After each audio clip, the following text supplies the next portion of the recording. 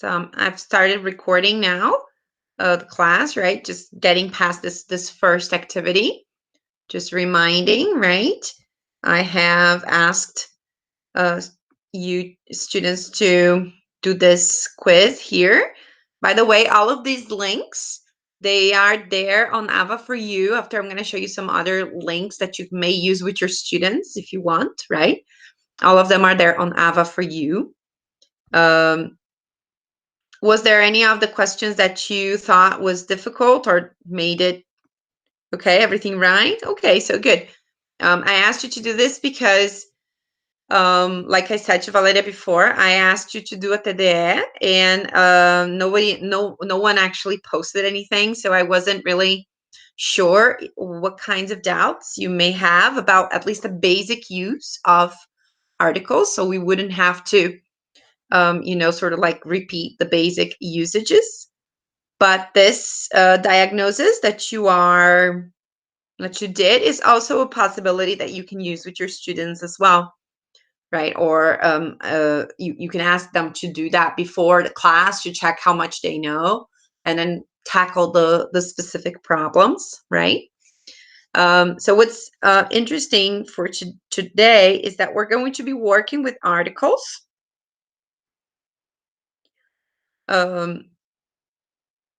And we're going to work with some not so basic. We're going to work with some specific usages. And then we're going to discuss a little bit about how what kinds of things can we do to teach these specific usages of articles. Because one thing is for sure, right? When we work with articles with our students, and we tend to work with articles from the beginning when we actually use, like when we teach jobs, right? Or especially the indefinite article is very common that we actually use, like a doctor, an engineer, right? It's very common that we actually teach articles like that. We also have a definite article, right? Which is also taught in the beginning, right? The doctor, the elephant, right? They're very basic things. At the same time, they can be complex. They can become complex, and because as the people, like when we advance in the study of language, we notice like the basic usages of these articles, but we also notice that in some cases they are used, or in some cases they aren't used. So the rules, they are very specific. There are many rules for students to learn, and then sometimes working with the rules is not really the best approach. It might be best if we sort of like get a usage, and then we practice that, giving them some specific contexts and some specific tasks that might help them practice that, right? So here is an interesting information, right? The definite article the is the most frequent word in English, right? So this is something that like it is like the number one. Any kind of list of frequencies of words in any kind of register, it could be academic or conversation or fiction or news, or the definite article is going to be number one, because it is really such a frequent word, right? It is obviously a lot more frequent than also the indefinite article. And then regarding this information, it is also important to look And this is something we could work with our students too, because in terms of spoken form, this might be confusing, right? We know that when we have the pronunciation of the or the of or of un or un, we know that the pronunciation here has a lot more to do not with the letter and like as the graphic representation, but it has to do with the phonetic representation, the phonetic, the sound, right? I remember all of you were my students in phonetics and phonology, and you will remember that we need to pay attention to the sound, right? So, for example, whereas, sorry, hold on. Here, here I have the sound of a consonant, right? A house, right? That sound is a consonant. Is also the sound of a consonant. However, in the word hour, I don't have, even though the graphically the word starts with a consonant, phonetically it starts with a vowel, hour. So that's why we say an hour. And then member, okay, the sound is of consonant, but then when you have the acronym right? So the sound is of a vowel. So that's why you say an MP, an MP. And this, I don't know if you remember, it has to do a lot more with facilitating the pronunciation of these articles in your mouth than actually a grammatical rule. Because if you were going to say a hour, look at the breaking that you have, like instead of an hour, it sounds better, right? An hour, right? And it's the same for the definite article. When we have a consonant, the sound of a consonant, right? H and m, for example, you have the house, the member. But then we also, when you have a vowel sound, it is more common in pronunciation to say the. So the hour, the MP. And again, it has a lot more to do with facilitating pronunciation than actually working with grammar rule, right? Here we go. Just opening here for Laura. Let's see if she manages. Hi, Laura. Hello, how are you? I'm fine, and you? I'm good. Great. So we were talking about the pronunciation, right, of indefinite and definite articles, and how they were, the pronunciation is strictly connected, not necessarily to a grammar rule, but to a phonetic characteristic. Whereas before, consonant sounds like house or member, we have a house and a member, and we have the house and we have the member.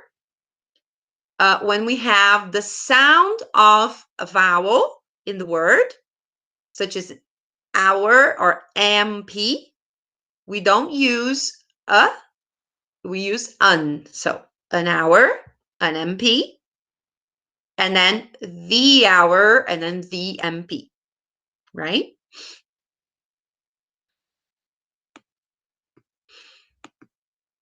And then it's very common, for example, in words where you have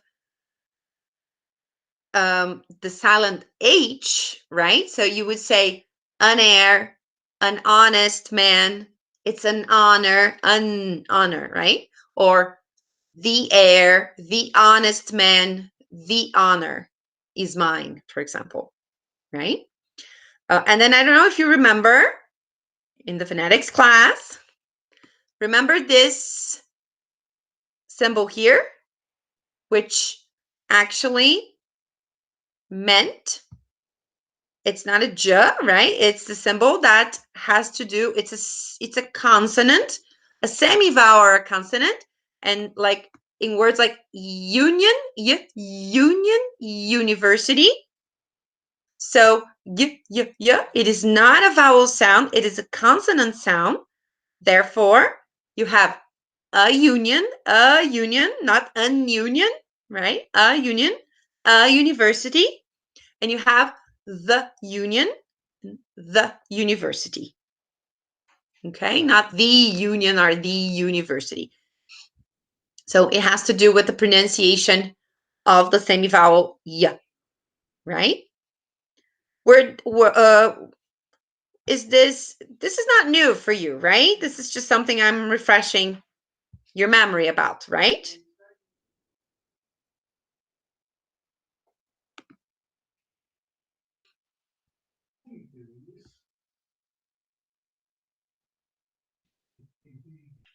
Okay. Right. So basically, when we think of articles, we have like definite article, the, and we have the indefinite article, an, right? And you also have those categories in which you don't use any article. You just simply don't use the article, right? So it is much more common to, like I said, to have the instead of an or right? Or even no article. So that is sort of like the default mode in the language. And this is the main idea, right? Because definite has to do with specific, right? When you say close the window, the hearer, the person who's listening to you say that, assumes that it's the specific window. There is only one window. But then again, when you're when you say close a window, well, there are two assumptions here. One is that there is more than one window, so at least two, right? And second, that one of the windows you want closed. It isn't specific, right? So that is why we say definite and indefinite. So this is usually the general rule, to be specific or unspecific. When you use the, it is a specific situation, right? But there are little technicalities in which we also work with the use of the or the, right? Depending on what comes after. Right? So we use in cases such as this, where you have only one, I would say one specific element, right? So the Pope, the moon, the Shah of Iran, the sun, the King of England, or the Queen of England, right? So in these kinds of situations, it is very common to use the. Also, in situations with the superlative, right? We know the tallest boy, the the oldest building. So superlatives are actually commonly worked with the or the, right? And following also the idea of only one It is also possible to use the or the in cases in which I'm talking about the only one, but not the only one in the world, but the only one in that specific place or in that specific context, right? Oh, sorry, this is the one. We live in a small village next to the church. Well, small village, it's very possible that there is only one church, so that specific church, right? Or, Dad, can I borrow the car? It's, well, there is only one car. When we stayed at my grandmother's house, we went to the beach every day. So it's probably the beach near my grandmother's house. And look at the boy in the blue shirt over there. So it is the boy, it is that boy, you know, that I'm pointing, and the only one that probably is wearing a blue shirt, right? So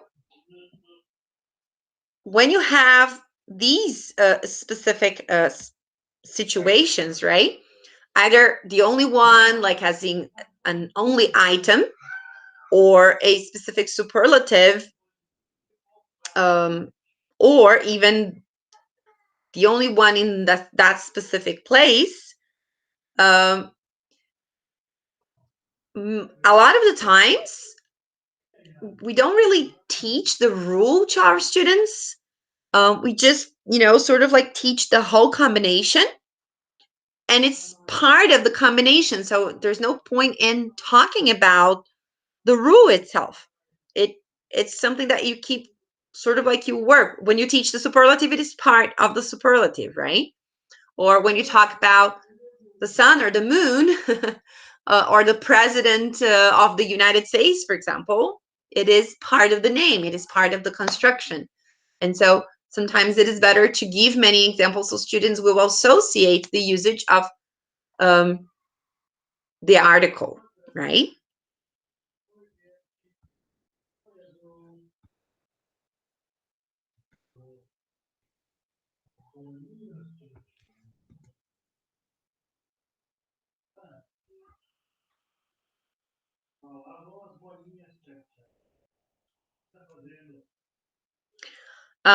Well, this is something that when you did the diagnosis, it showed quite a lot, right?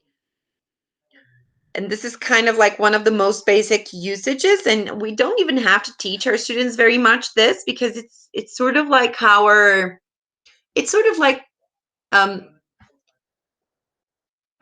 how can I say, it is like a reflex almost, because Portuguese sort of like works in the same way.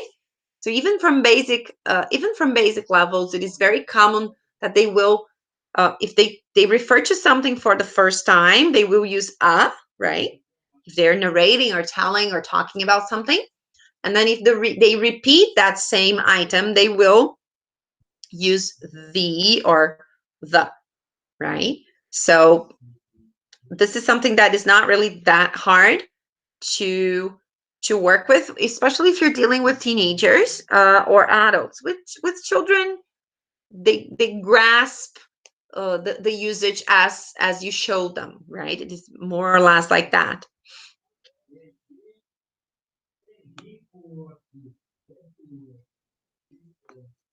And then it is also possible, right, to use the or the when we talk about something in general. So instead of saying wolves are not really dangerous animals, like in plural form, we say the wolf. We get one animal that is representative of all the category. It is possible, right?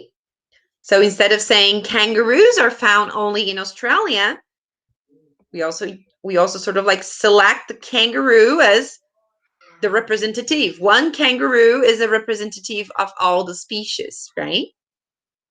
And the same with the heart pumps blood around the body. Hearts pump blood around bodies. So here it wouldn't make any difference if I chose to use the or the or the plural form, right? So here I would suggest for you, if you want to work with your students, that and tell them that this has very much a similar use, like meaning. I would get them to make like those a very mechanic exercise, get them to transform sentences like this into using the or vice versa. So they would probably understand that both of them have exactly the same meaning, right? They have similar, there isn't a big difference in meaning, I would say, right? And remember that I told you before that a lot of times the usage of the article, such as in the superlative, is actually something that we teach more or less intrinsically to the usage. These are also two cases in which this happens. So, for example, when we talk about musical instruments, right? So he plays the piano, she's learning the guitar. I would like to learn how to play the drums, right? Uh, any kind of instrument is also accompanied by the article. But again, I think instead of teaching the rule, it is very common when we actually and this is a lexical approach, right? When we teach this, and this is something funny, but we don't really concentrate on the piano. We teach the whole verb, right? And this is something that teachers do. Play the piano, learn the guitar, right? So it is sort of like and this is how we usually work. We work with the lexical approach, which is to teach the combination of words instead of the rule, right? So in most cases, when you are working with articles, I think working with this in a lexical approach, mostly like teaching and showing and giving them opportunity to practice the language, not as a rule, but as a combination of words for the article, I think it is one of the most successful solutions that you can tell your students, right? So on the train, on the radio, the police, the train, the radio, the police, right? Listen, get on the train, listen to the radio, right? Talk to the police, right? So up till here, right? Up till these these little rules to using the, I usually think that the best approach, right? The best approach really to teach your students is not to talk about the rule. It is to talk about to get them to practice the combination of words, because in that specific group of words or in that specific meaning, the or the is used, right? So far, so good? You are welcome to disagree. Anyone would like to comment?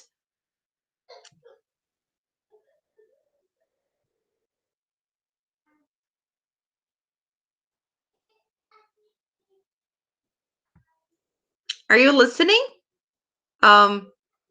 Because I'm not using my camera because my okay, good, because my internet is not very good today, so I'm not using the camera so that you can at least listen to me, right? Okay.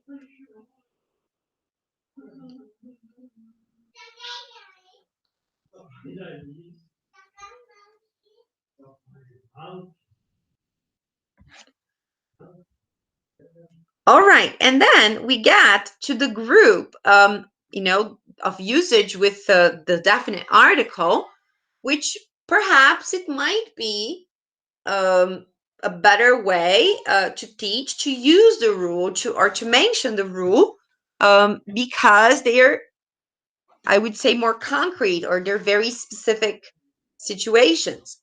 Although you could try both approaches. You could try talking about the rule, and you could also try talking about like working with the expression itself, right?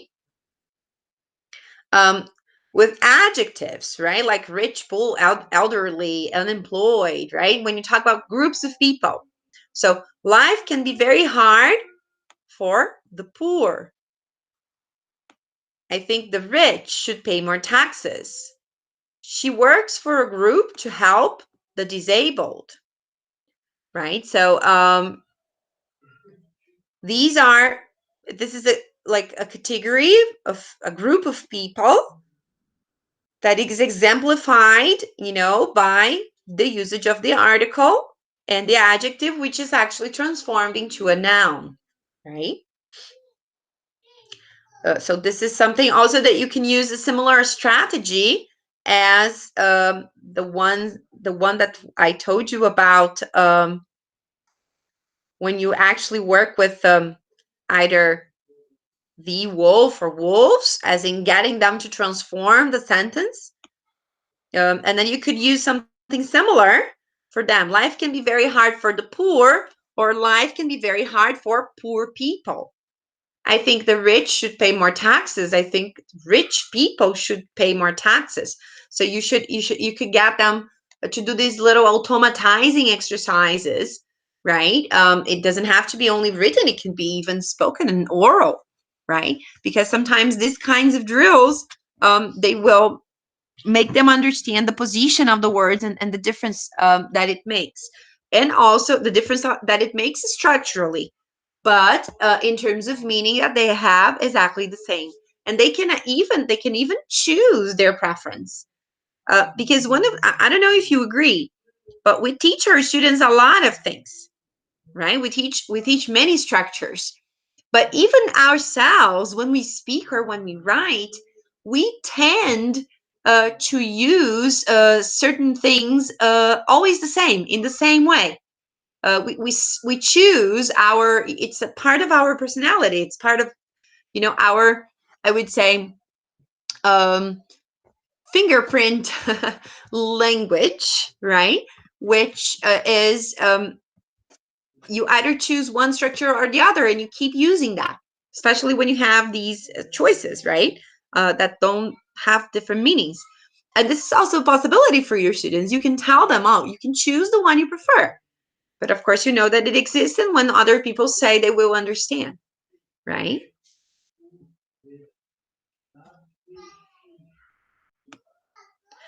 And then when we go through these usages here, and this is a very interesting, and it's something that a lot of course books do.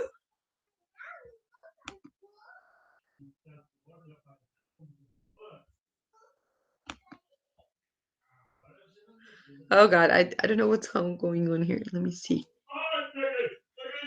Where is it? Okay, but anyways, I was going to do this, but I don't know why.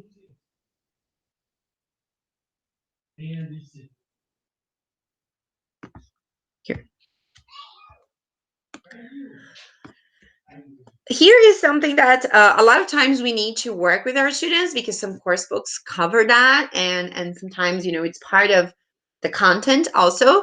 Even in public schools or private schools, like regular schools, you have the usage of the definite article with some of these specific topics, and a lot of them have to do with geography, right?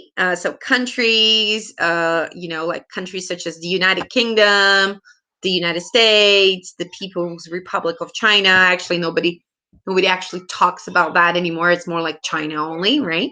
But still, and then countries that have plural nouns, like the Philippines, the Netherlands, and then specific geographic features, right, such as these, and then even names of newspapers,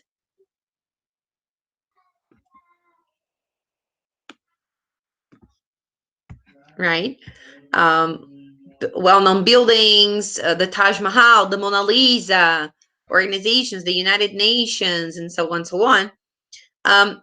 this could be, and most of the times when we work with this, it's mostly on like teenage level or even adults level. One of the best approaches that you can have, instead of actually working with the rules directly, you could sort of like make a little quiz focusing not on the article, right? Not testing the article itself, but testing their knowledge, testing the knowledge about specific geographical features or countries. Don't focus on the article itself, because this is called in teaching content-based teaching.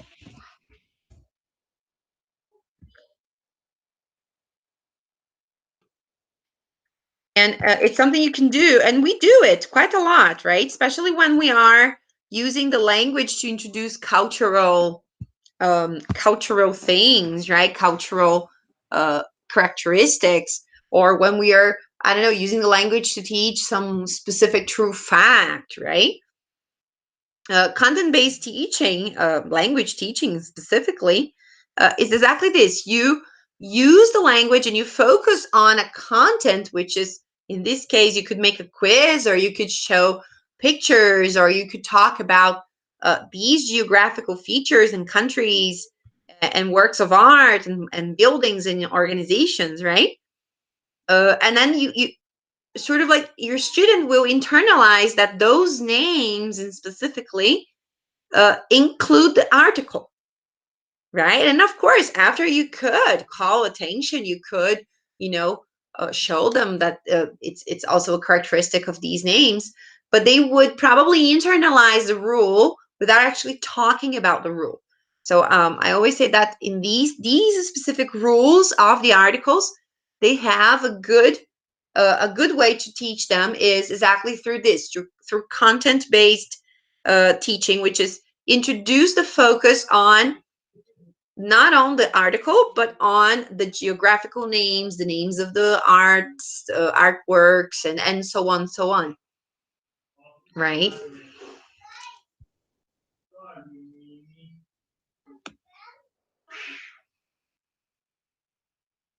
And then, of course, you could also work with these, with the, when you don't use, right, the name, the definite articles, right? Like you don't use the William Shakespeare, you don't use the Paris or the Iran, the Asia, the Lake Tahoe, right? So in some cases you don't use the, so you could focus on both of these features, right?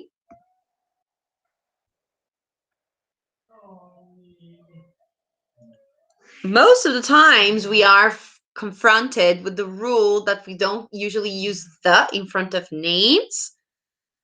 However, it is very common to see when you're talking about hotels, pubs, and restaurants that the is actually used to refer to names of these specific places, and even the names of some museums, for example, like the Louvre, right? So the Deja Vu, the Ritz, and then family names, as in when you're referring to the whole family, when you're talking about the Obamas, the Jacksons, right? It's not only one person, it is the whole family as well, right? So these are specific, I would say, exceptions of not using, of using the definite article, right?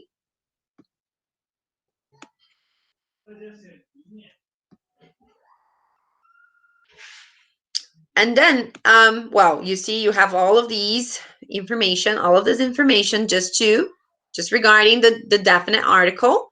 And for the indefinite article, it is very economic, because remember that I told you the indefinite article is a lot less frequent, right? I'm going to show you a little graphic here.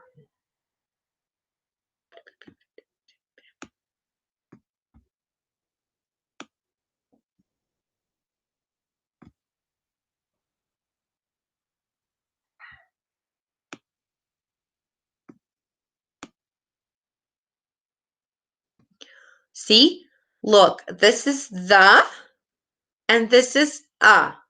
So interestingly, in conversation, their difference of frequency is not that big. There is a bit of a difference, right? But in all the other registers, fiction, news, and academic, the is almost double the use. Interestingly, in conversation, because speech is actually very fast, you notice that the light, the un is actually inserted here because it's sometimes it is almost impossible to make sure the person said or un, right? In the string of speech. So it's sort of like embedded here. Whereas, of course, in written language, you can make a difference, obviously. So you can see that un is a lot less common, of course, because we know that there are less nouns in English that actually have the vowel sound, right? That start with the vowel sound. We have, remember, in the phonetics and phonology class, we have a lot more consonant sounds than we have vowel sounds, right? So it's pretty logic that this is going to happen, right?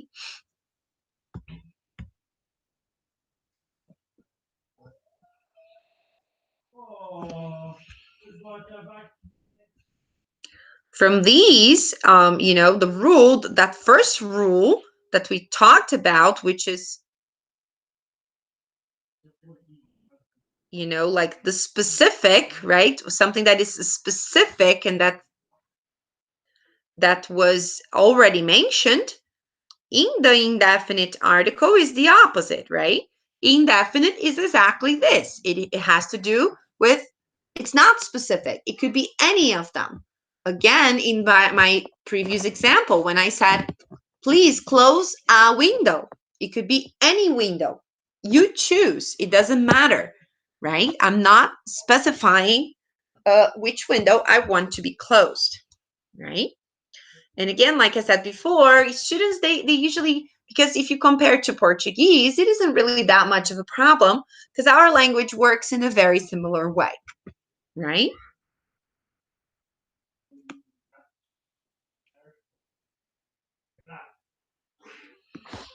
And then, of course, when we do not use, right? Of course, a and they have their semantic charge has to do with the meaning of one, the number one, right? So if you're talking about plural, it doesn't make any sense to talk about a, right? So a blue shoes, no, blue shoes, 2 shoes, 3 shoes, 4 shoes, right? And of course, if you're working with uncountable nouns, this is something we have already discussed when we were talking about uncountable nouns. There is no, like, if it's uncountable, there is no plural, and therefore you don't need to specify that it is one, right? And then, of course, we have, when we talk about jobs, which is one of the first usages that we teach our students, right? Because teaching jobs is one of the first things that will, one of the first topics that we do, because it's part of, introducing people and talking about, what they do. So, what do you do? Oh, I'm a teacher, right? And then again, remember that example that we had regarding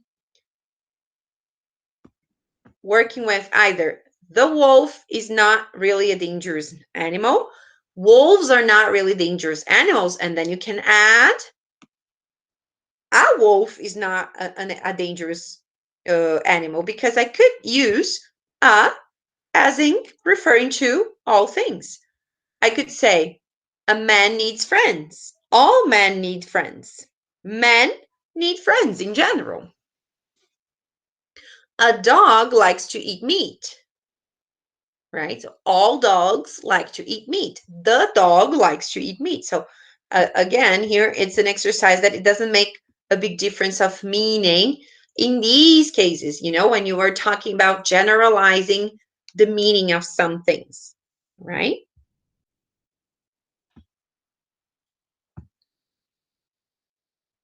So far, so good?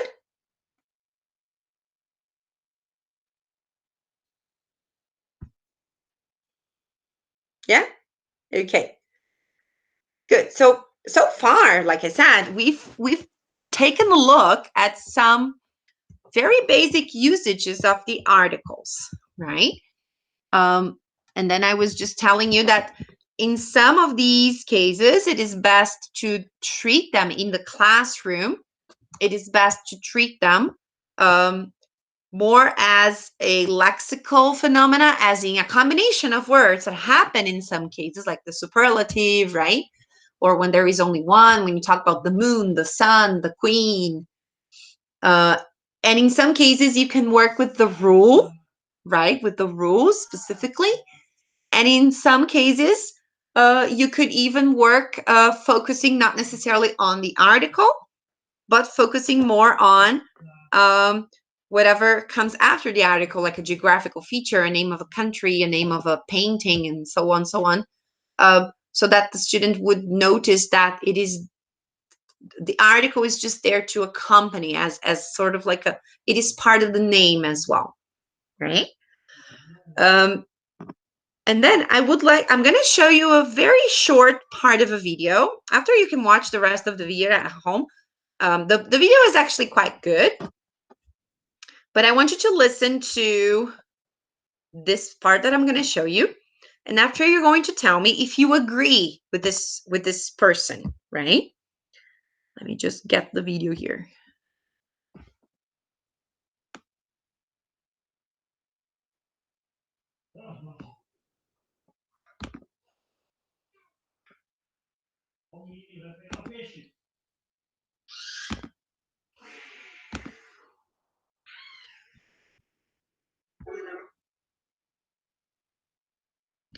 I'm just going to do something different here.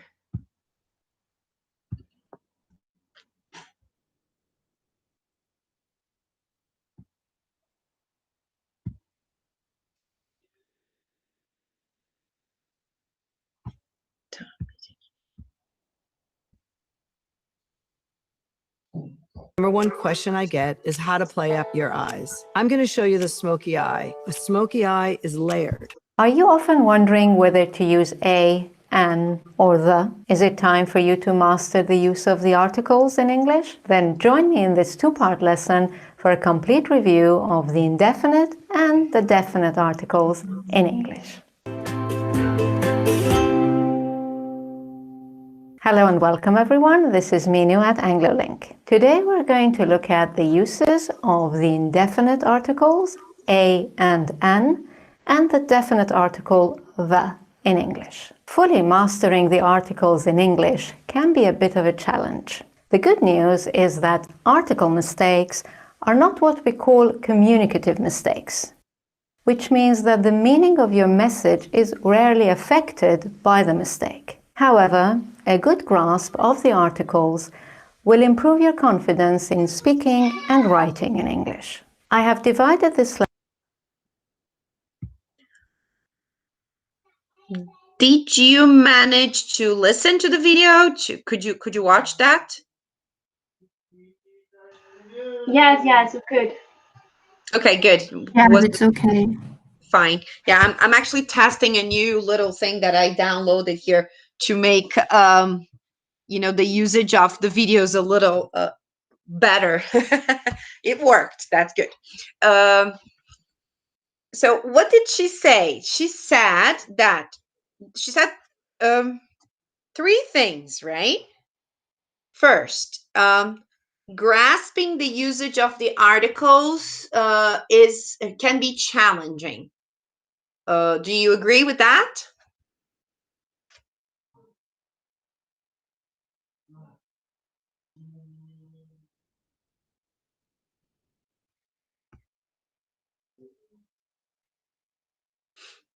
How did you feel, like you yourself, you as a learner of English, not as a teacher, but as a learner of English, how do you feel about the usage of articles?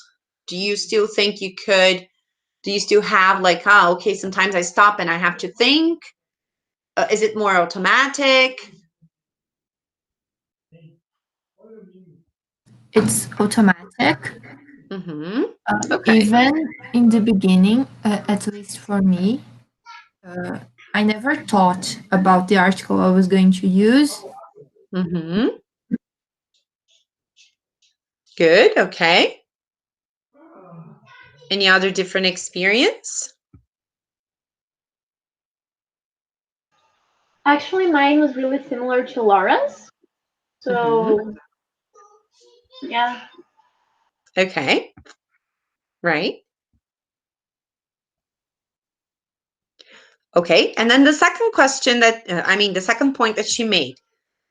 Articles in communication, if you make mistakes with articles, it's not going to be very, I would say, damaging to communication. Do you agree? Do you agree in parts, and why?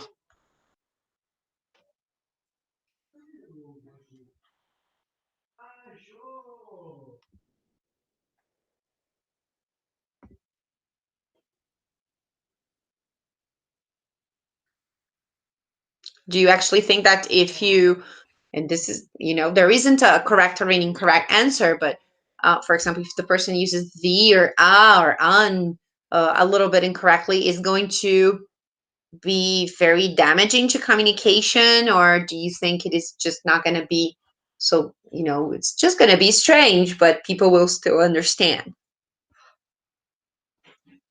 I think people will understand. They will see a mistake there, but they will understand the whole sentence. Right. Okay.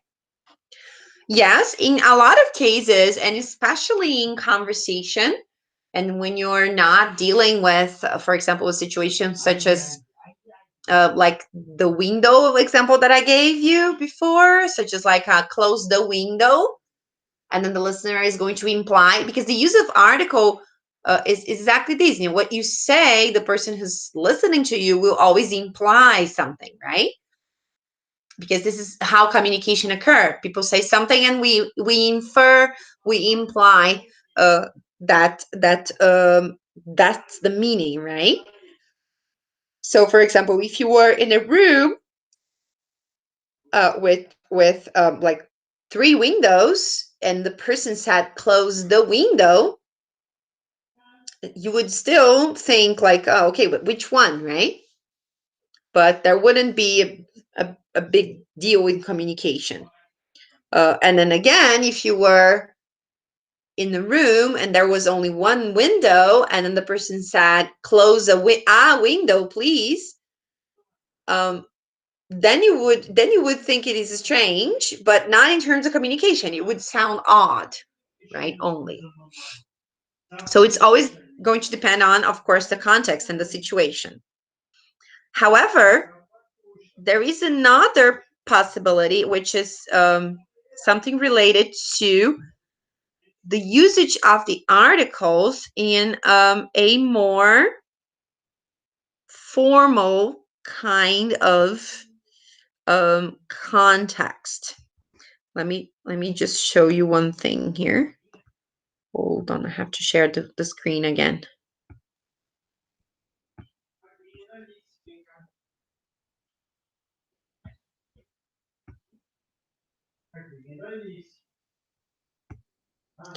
This is an article, very interesting article on actually a medical journal regarding the usage of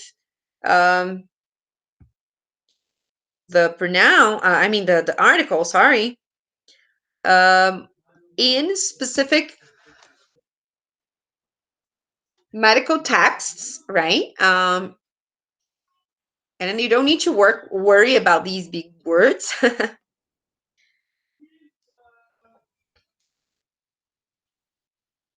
But then we notice that, for example, in these kind of texts, in more formal text such as this, like which is an academic text, or even in a text such as like a manual of instruction and so on, perhaps we need to be more careful about the usage of the article, right? Because it could, you know, again, mean and imply to the reader a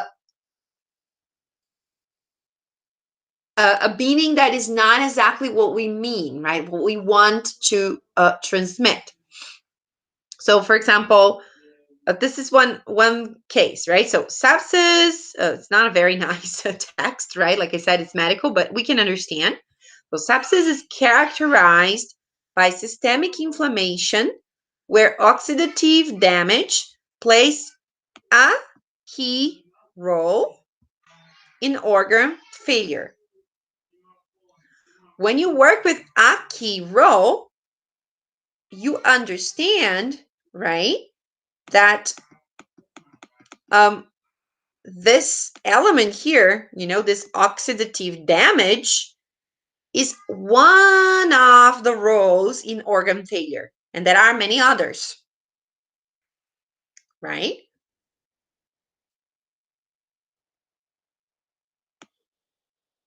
But then, if you were to write this in a different way,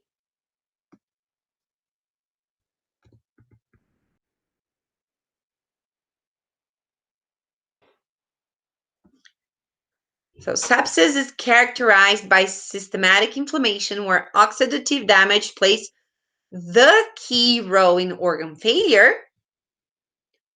It's a lot different.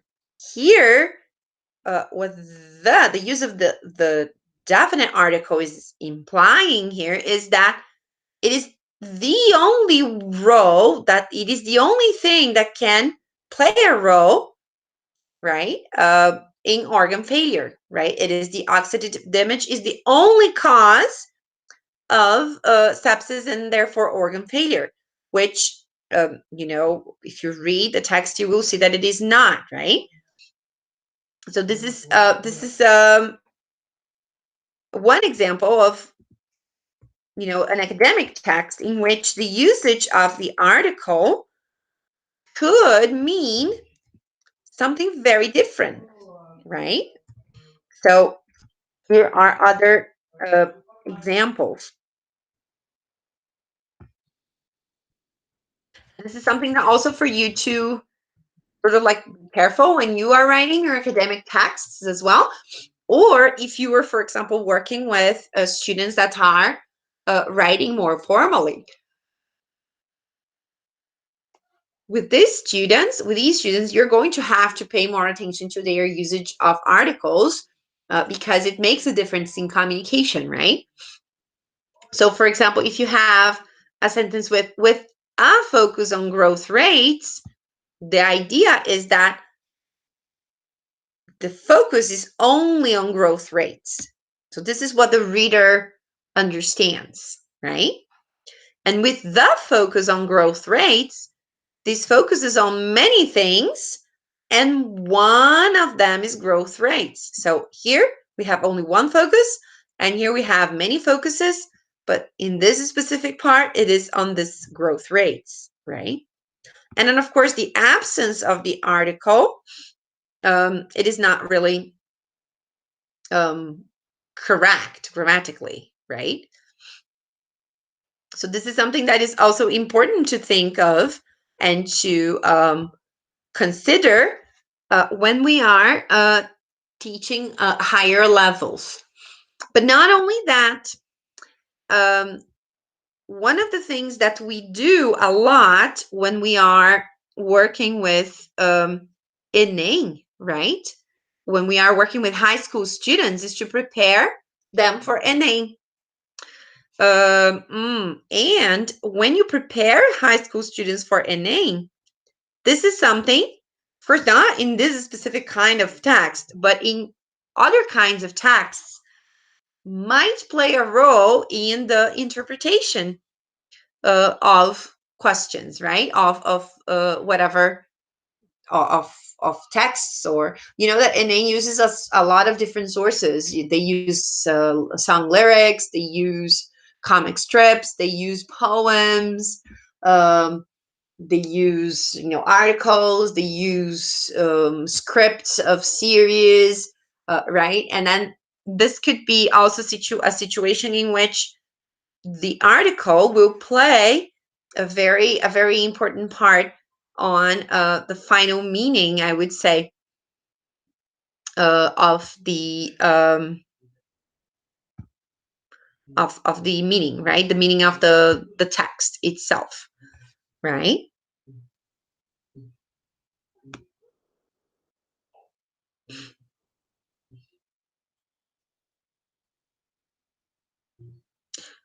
Just one thing here.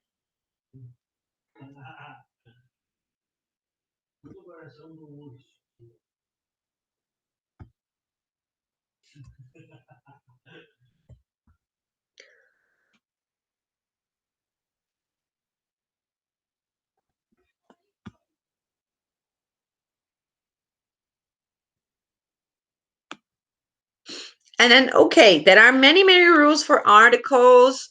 And how exactly am I going to know which ones I should work more frequently with, right? So here is some research on the usages of specific, and here we're talking about the definite article, the, right? Because again, it is a lot more frequent, and the indefinite article has very few little rules that we sort of like, we teach them together with many other topics, right? I would say that the challenging part has to do with working with your students and teaching them to use the or the, right? So, for example, here are some all the possibilities for the usage of the in language, right? Let me show you what they mean. I have posted all of this part of the chapter for you.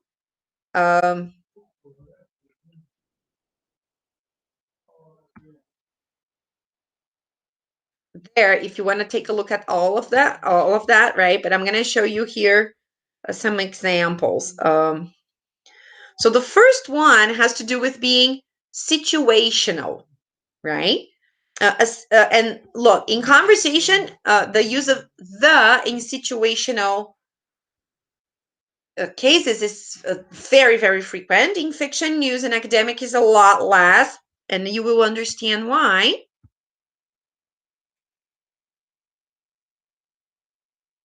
Situational is this.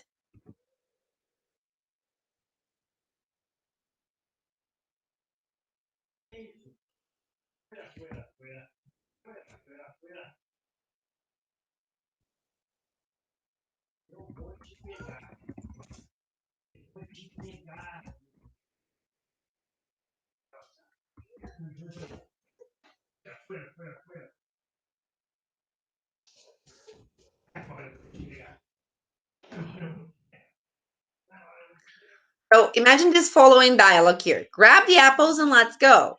And then, all right. The situational the is a the, or in this case, the apples, right? In which there would only be one kind of apple there, like like in a basket or something, right? So it is the situation that is actually determining that I can say just grab the apples, and then the other person is going to understand what it is, right?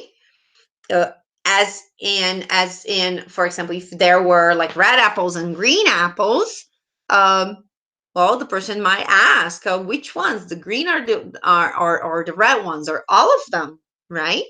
So this is the situational the, which, like I said, in conversation is extremely common. And again, it is a feature that is very like our students sort of perceived and like you two girls, you two told us that you never really thought very much about the usage of the article in this specific time, and especially because in situational conversation, it always depends on what you're referring to, right? And then of course in fiction and in use in academic texts, this is a lot less frequent because the situation, it's not so, I would say, easy to explain, and then you need a reference that is more specific, right? And then the second most frequent kind of usage of the definite article, and this is in all registers, conversation, fiction, news, and academic, and so this is also something you should work with your students quite a lot, is what we call the anaphoric kind of, right? Anaphoric. Just a minute, guys. I'm just gonna have to plug my computer so that it doesn't disconnect. Battery is almost dying. Here we go. Okay. What's the anaphoric? Remember that we also talked about anaphora and cataphora when we were talking about pronouns, right? Then the word is the same. It is like this.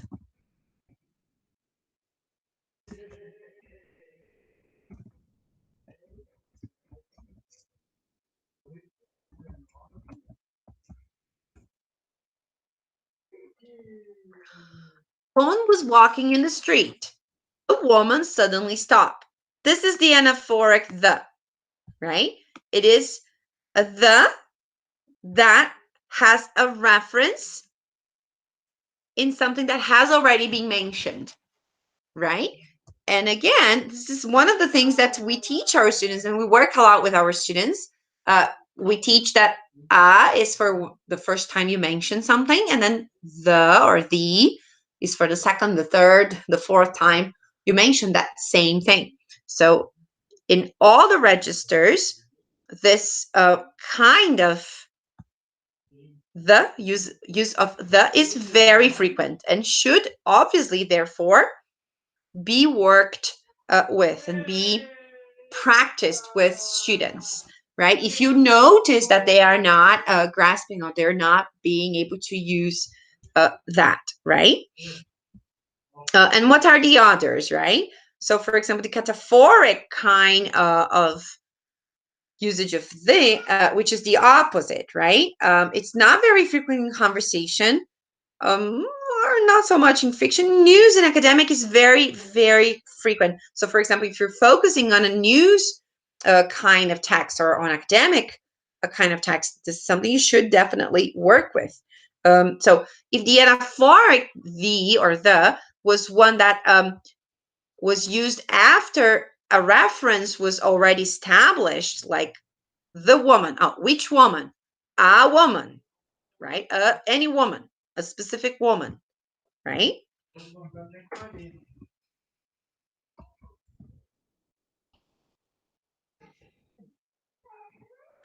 Cataphoric the is the that starts right away. So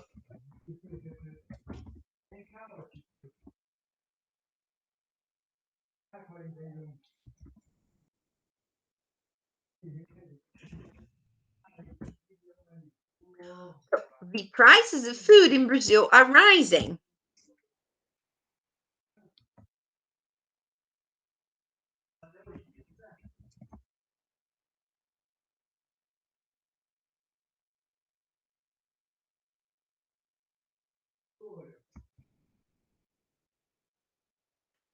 And you sort of like the prices of food in Brazil are rising, or just the prices in Brazil rising, sort of like you say of food, sort of like as an idea that you get because you know that is about agriculture, right? So this is the cataphoric the. You haven't introduced the topic before. You actually introduce after. right? In the sentence, what you're talking about, the prices. Okay, but which prices? When you read the rest of the sentence, you will see that this is the reference, that's the prices that you mean, right? The prices that you're talking about, right? So this is the cataphoric the. And you notice it is quite understandable to notice that in conversation, this is not very common, because in conversation, people, if for example, if you use the and they're not very sure what you mean, they're not going to pay attention anymore. So they're not going to wait for the reference to be in the end or later, right? Whereas in fiction and mostly news and academic, like written texts, this is very common, right?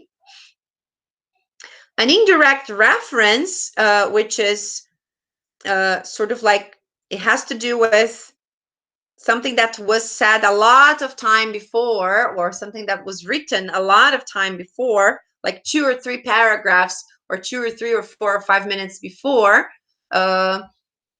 Sort of like, imagine we were talking about, I talk about a terrorist in the United States that has been that terrorized people for more or less 17 years, sending bombs through the mail, right? And then I talk a lot about blah, blah, blah, blah, and then after I say the Unabomber, which is the name of the terrorist, right? So this is an indirect kind of reference. It's a reference that I take a very long time to reach, or even it could be in the imaginarium of people, or as a pop culture item, right? Something that you would only understand if it was sort of like, if you understood the context or the cultural context, right? Usage of generic, as in the wolves prefer to eat meat, or wolves prefer to eat meat. Though a wolf prefers to eat meat. So generic usages are very uncommon as well. The presence of the in idioms, right? In idiomatic expressions is not so frequent. And then the as an uncertain reference, right? You don't know what the means. It's not so certain.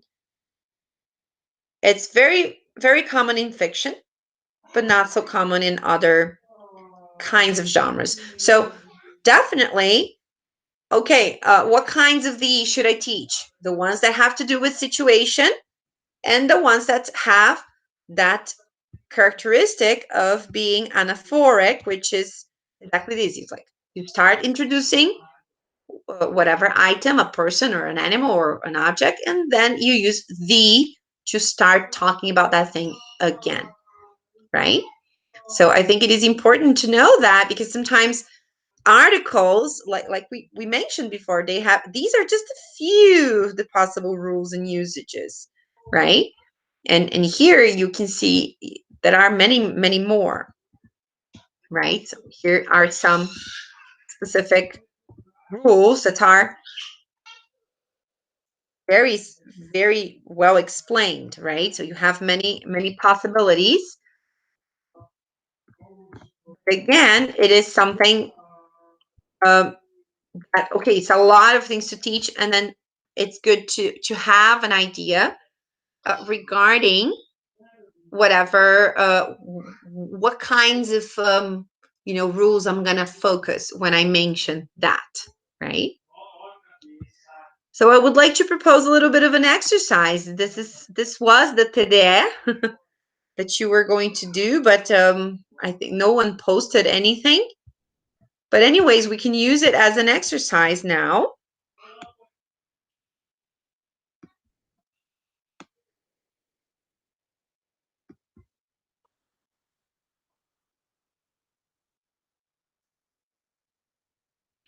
And I'd like, we can do this together, right? And then we could try together to work with. All of these numbers indicate where the article has been used or left out, and then this, all of them are correct. Okay, there are no mistakes. And then I would like you to tell me, and here each one of you can take a turn to say, what do you think happened? Why is this article being used in this way? So he was a glum, unsociable person with a raucous voice and very thick eyebrows. And as a mason, he suffered from the defect that he could not be depended on. He would promise to start work on a certain day. All the furniture would be moved to the far end of the house, and then he would not turn up.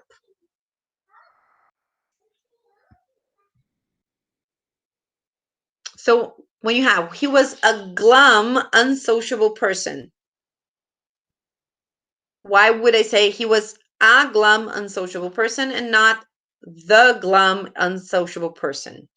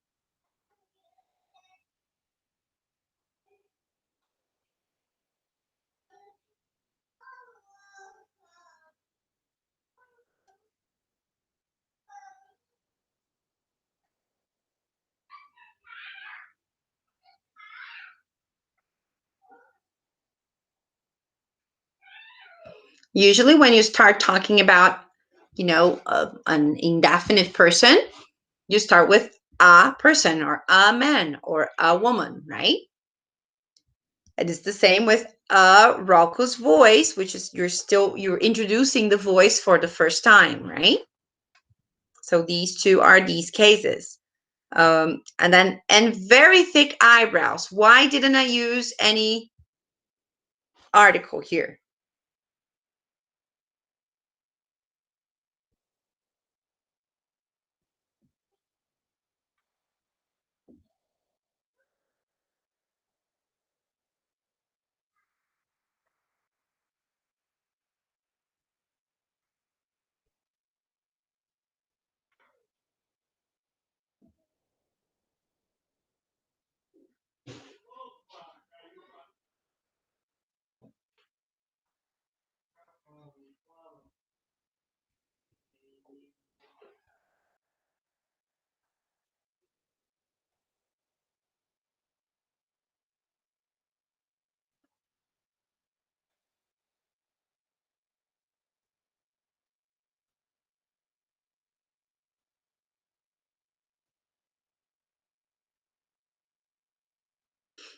Okay, so is eyebrows is plural form, right? So first I wouldn't use a with plural form, right?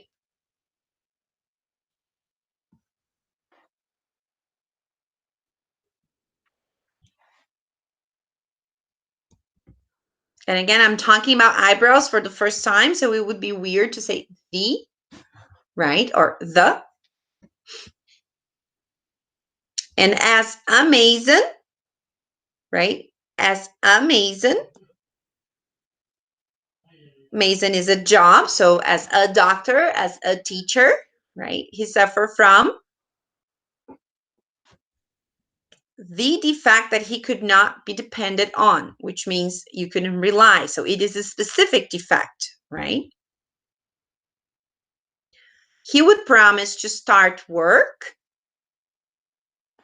on a certain day. So like here it's whatever day, an unspecific day, and to start work It is an expression that is together. All the furniture. So that specific furniture would be moved to the far end of the house. So that specific far end and that specific house. And then he would not turn up, right? So many possible usages here of the articles, right? And here you have a paragraph written by a learner, right? And this is very common. Learners usually, write things like this because if they haven't grasped the difficulty, the ability to use certain specific articles, right? So the last week I decided to go to a cinema. It was difficult to choose an interesting film which I could understand without a problem. I looked in a newspaper and found a film. It was Cinema Paradiso. The actors played in Italian language. I don't understand the Italian language, but fortunately, the subtitles were written in English. It is a wonderful film about many interesting aspects of the world of cinema and the life. I watched on a TV about the tuberculosis. It was a very interesting film. Many years ago, they had to go in the hospital. It was like a jail. At this time, many people were treated among the family. So again, that discussion that we were having before about, okay, the using the correct or the incorrect articles, not hindering and not damaging communication very much in a text, or even if someone was speaking, these sentences, they don't bring a lot of damage to communication. It isn't really such a confusing thing. It sounds different, and we notice that the person is, in difficulty of usage of these articles. But in terms of, compromising communication, we notice that in this level and in this case, it isn't a big problem. However, it could be a big problem if we were dealing with a text that is more formal or a more specific situation, such as an academic text or a manual of instruction, right? I will never forget that when I was teaching English to electrical engineering groups, we had a document that had something like this. I don't remember exactly what was the sentence, but it was something like this. I tried to find the document but I think it went away with my old computer, so I lost some things with my old computer. So it was something like this.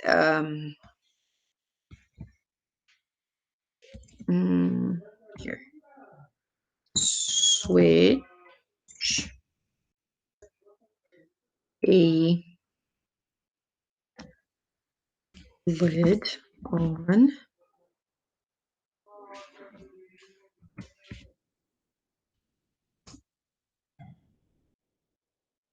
just for you to understand, right? A lid is sort of like a button, is a kind of a button in an electrical apparatus, right? It's how they call a specific kind of button inside an electrical apparatus. So switch a lid on, for example, if it was an apparatus that had more than one, it could be any of them. And then switch the lid on, it would be one specific, right? And then maybe it could be the red lid or the smaller lid. So in for example, in electrical apparatus and in instructions, this could make a difference of communication, right? It could be something that could mislead the person who's reading the message, right? So this is something we need to pay attention in what kinds of contexts the usage of the article could damage communication or not. We need to sort of like make a filter to what kind of students and the necessities of our students and how this is going to play a role for them, right? And then finally, I just would like to share with you a few of all of these links, right? I'm just gonna show this to you here very, very briefly.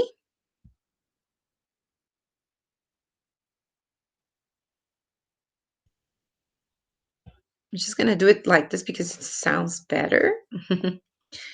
So it's like, these are games you can play with your students.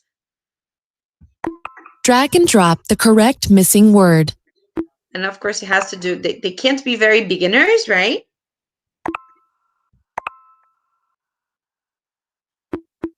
Drag and drop the correct missing word. So you just have to drag like the correct word. You are awesome. And then if it's cracked, it will do the boomerang throw. Drag and drop the correct missing word. But then what's actually funny is that if they don't get the correct answer, Better luck next time. not very politically correct. Usually children will laugh, right? They will not get the best ending, the best ending for the usage of articles. Of course, this is just one little thing. Most I would say all the games that I found with articles, they have to do with this. It's always a quiz, and then you have some sort of a graphic element to it. Another one that is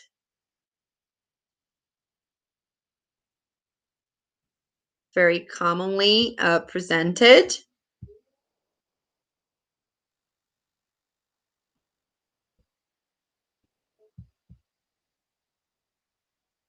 here is this one. This one's a bit more challenging, right? And then there's this wolf, a big coincidence with the wolf from before. And then you have to sort of like, you have to build a wall to protect from the wolf. So when you start, right? Oh no, I can see a wolf. So, okay, it's building the wall. Oh, you have to start from here. I think I'm in trouble.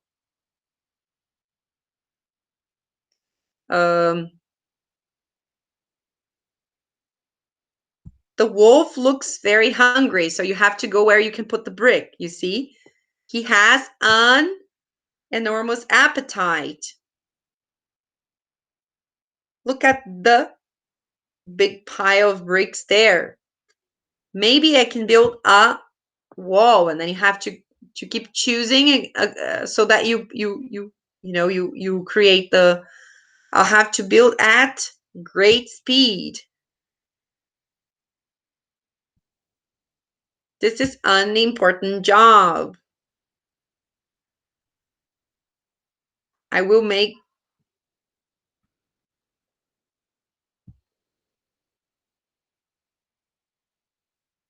No, right, it's not correct.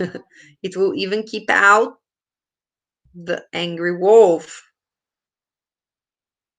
You can. So you see, you have to see where you can actually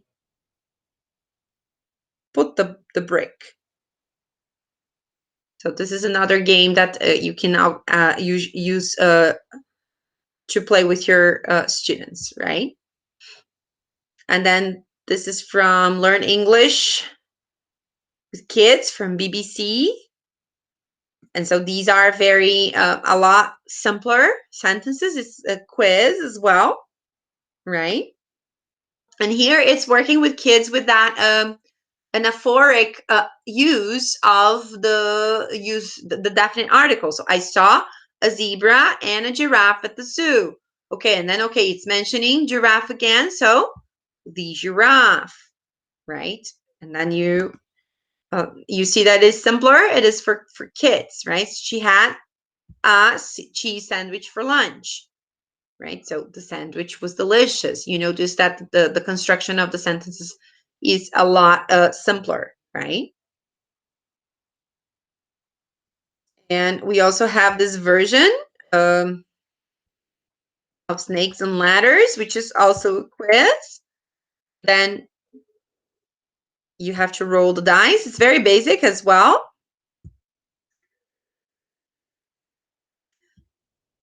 So then you click.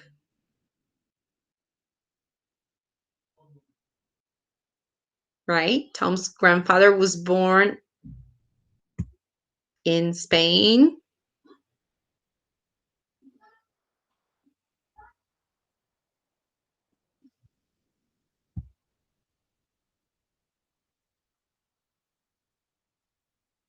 Right, and if you get, you know, snakes and ladders, right? If you get to the bottom of the ladder, you go up, and then as you go, and if you get to the you know, the top, the face of the snake, you go down, right? And then you keep playing. Of course, here it is just for one player, but it is a possibility, you know, of having fun and getting your students to practice a little bit with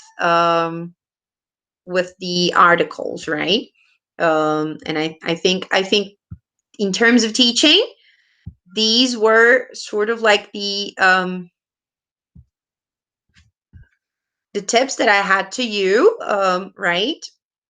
In cases in which articles seem to be part of the construction, focus on the usage and giving examples and getting students to practice that language, not talking about the rule, but talking about the lexical construction. In some specific cases, you might talk about the rule, right? Showing students that when you are generalizing about things, it is very common to use all kinds of types, like with the definite article, no article at all, and in a plural form, or even using indefinite article as well as possible, right? And then when we are talking about using the definite article with certain geographical names, countries, features, and stuff like that, focusing on perhaps the content and not on the article might help students to memorize better than actually talking about the rule itself, right?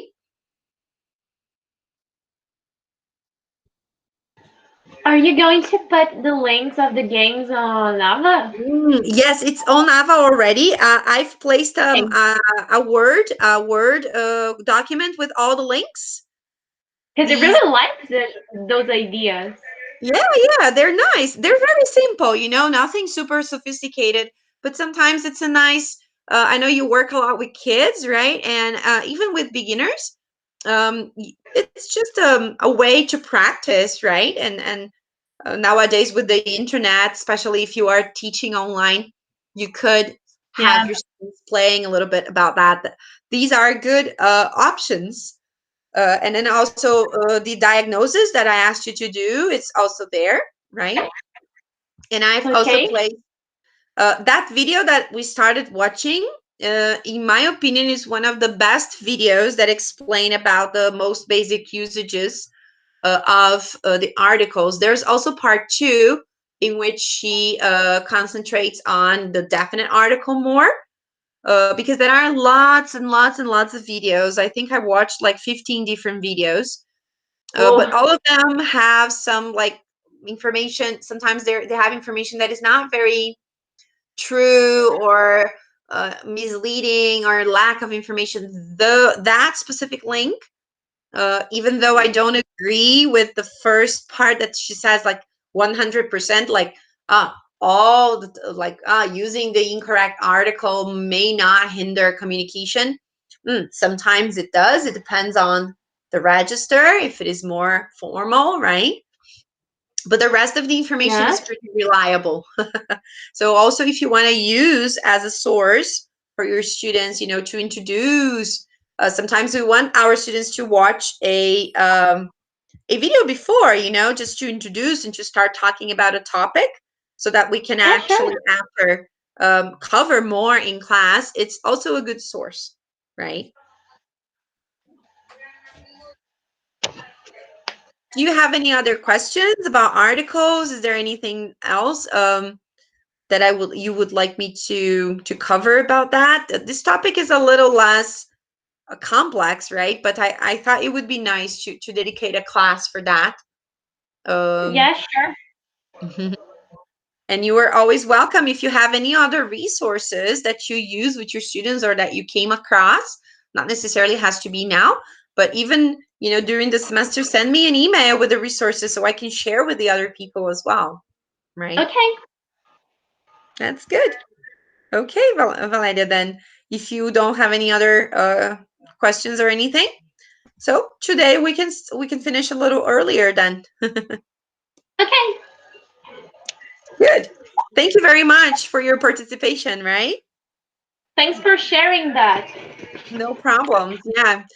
And if I find any other resources, I will always share with all of you, right? Thanks. That would be really useful. Okay, that's great. Okay, so I'll see you next week, right? Enjoy your holiday tomorrow. You too. Thank you very much.